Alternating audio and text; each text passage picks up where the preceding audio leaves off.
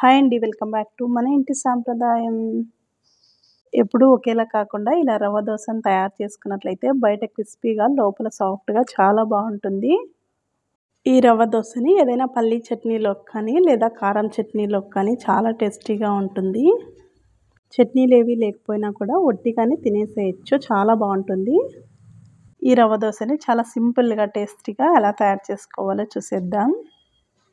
ముందుగా ఒక mixing bowl తీసుకొని అందులోకి ఒక 1 కప్ దాకా బొంబాయి రవ్వను వేసుకోవాలి.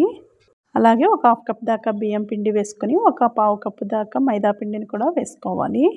ఇందులోకి టేస్ట్‌కి సరిపడా సాల్ట్ వేసుకొని ఒక 1 టేబుల్ స్పూన్ దాకా జీలకర్ర, అలాగే 2 పచ్చిమిర్చిలను పొడవుగా చిన్న ముక్కలుగా కట్ చేసుకోవాలి. అలాగే చిన్నగా కట్ చేసుకున్న కొత్తిమీర, ఒక 1 టేబుల్ స్పూన్ దాకా అల్లం వెల్లుల్లి పేస్ట్, అలాగే ఒక హాఫ్ కప్ దాకా పుల్లటి పెరుగును వేసుకోవాలి. అలాగే ఒక హాఫ్ కప్ దాకా క్యారెట్ తురిమిని వేసుకోవాలి. ఇవన్నీ వేసుకొని బాగా మిక్స్ అయ్యేలాగా ఒకసారి కలుపుకోవాలి. ఇందులోకి మనం ఏ కప్పుతో అయితే రవ్వను తీసుకున్నామో అదే కప్పుతో వాటర్ని వేసుకోవాలి. 1 కప్పు దాకా రవ్వను తీసుకున్నాం కాబట్టి ఇందులోకి 4 లేదా 5 కప్పుల దాకా వాటర్ని పోసుకోవాలి. రవ్వ దోసని వేసుకునేటప్పుడు కంపల్సరీగా పిండి చాలా లూజ్‌గానే ఉండాలి. అప్పుడైతేనే దోసలు చాలా బాగా వస్తాయి. ఇలా వేసుకొని అందులో ఉండలేవి లేకుండా బాగా మిక్స్ అయ్యేలాగా విస్కర్‌తో కలుపుకోవాలి.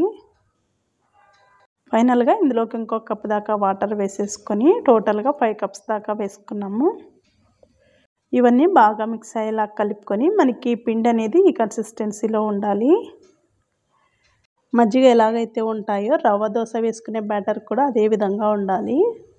ఇప్పుడు స్టవ్ వెలిగించి ప్యాన్ పెట్టుకొని ప్యాన్ బాగా హీట్ అయిన తర్వాత ఒక గ్లాస్‌తో పిండినంతా కలుపుకొని తీసుకోవాలి. ఇలా ఒకేసారి వేసేసుకొని మిగిలిన అంచులకు ఈ విధంగా అడ్జస్ట్ చేసుకోవాలి. రవ్వ దోసని లో ఫ్లేమ్‌లో కాకుండా మీడియం టు హై ఫ్లేమ్‌లో పెట్టుకొని కాల్చుకోవాలి. దోస కొంచెం బాగా కాగిన తర్వాత పైనంతా ఒక 1 టేబుల్ స్పూన్ దాకా ఆయిల్ వేసుకోవాలి. ఇప్పుడు చిన్నగా కట్ చేసుకున్న ఉల్లిపాయల ముక్కను కూడా పైన వేసుకున్నట్లయితే చాలా బావుంటాయి. ఇలా ఉల్లిపాయల ముక్కలను కూడా వేసేసుకొని ఈ రవ్వ దోస కాగడానికి బాగా టైం పడుతుంది. ఒక 2, 3 నిమిషాల దాకా ఇదే విధంగా దోసని ఉంచుకున్నట్లయితే మనకి కిందంతా బ్రౌన్ కలర్ వచ్చేస్తుంది. ఈ కలర్‌లోకి వచ్చిన తర్వాత స్లోగా మన దోసని తీసేసుకోవాలి. దోస సరిగ్గా కాగలేదనుకో ప్యాన్‌కి అతుక్కుంటూ అందుకొని దోసను బాగా కాల్చుకున్న తర్వాతే తీసుకోవాలి. ఇలా ఒక సైడ్ కాల్చుకున్నట్లయితే సరిపోతుంది. మీకు ఇష్టం ఉన్నట్లయితే 2 సైడ్లు కూడా కాల్చుకొని తీసుకోండి. ఈ రవ్వ దోస వేసుకునేటప్పుడు ప్యాన్ బాగా హీట్‌గానే ఉన్నట్లయితేనే మనకి దోసలు బాగా వస్తాయి. పిండి కన్సిస్టెన్సీ అనేది థిక్‌గా ఉన్నా లేకపోతే ప్యాన్ హీట్‌గా లేకపోయినా దోసలు సరిగా రావు. దోస ఒక సైడ్ అంతా బాగా కాగిన తర్వాతే మరొక సైడ్ టర్న్ చేసుకోవాలి. లేదంటే పిండంతా ప్యాన్‌కి అతుక్కొని దోస సరిగా రాదు. స్టార్టింగ్‌లో ఒక 2, 3 దోసల దాకా దోస ప్యాన్‌కి అతుక్కున్నట్టుగా అనిపిస్తుంది. తర్వాత చాలా ఈజీగా వచ్చేస్తాయి.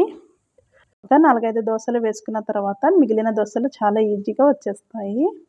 ఈ విధంగా తయారు చేసుకొని అప్పటికప్పుడు చాలా క్రిస్పీగా, టేస్టీగా తయారు చేసుకోవచ్చు. ఎక్కడ విరిగిపోకుండా, చినిగిపోకుండా చాలా సింపుల్‌గా, ఈజీగా ఈ దోసను తయారు చేసుకోవచ్చు. ఈ రవ్వ దోస మీకు కూడా నచ్చినట్లయితే ఒకసారి తప్పకుండా ట్రై చేసి చూడండి.